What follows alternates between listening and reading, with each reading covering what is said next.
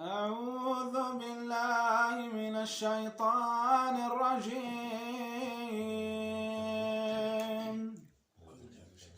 واذكر عبدنا داود ذا الأيد إنه أواب. إنا سخرنا الجبال معه يسبحنا بالعشي والإشراق والطير محشورا كل له أواب.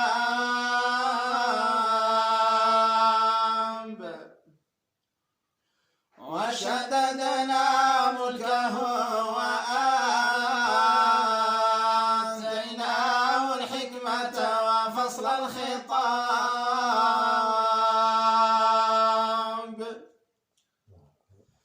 وهل أتاك نبأ الخصم إذ تسوروا المحراب إذ دخلوا على داود ففزع منهم قالوا لا تخف خصمان بغى بعضنا على بعض فاحكم بيننا بالحق ولا تشطط واهدنا إلى سواء الصراط. إن هذا أخي له 99 نعجة ولي نعجة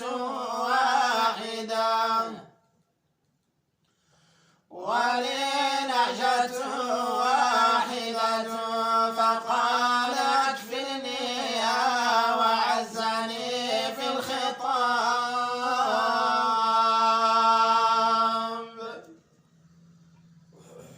قال لقد ظلمك بسؤال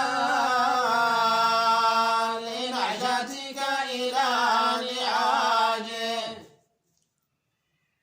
وإن كثيرا من الخلطاء ليبغي بعضهم على بعض إلا الذين آمنوا وعملوا الصالحات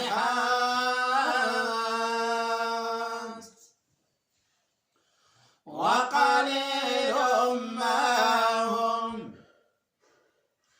وظن داود أنما فتناه فاستغفر ربه وخر راكعا وأناب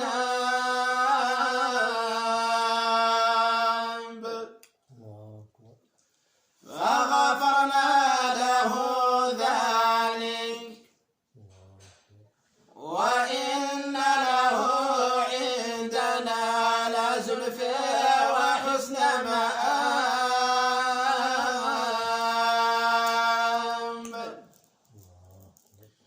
يا داود إنا جعلناك خليفة في الأرض فاحكم بين الناس بالحق ولا تتبع الهوى فيضلك عن سبيل الله.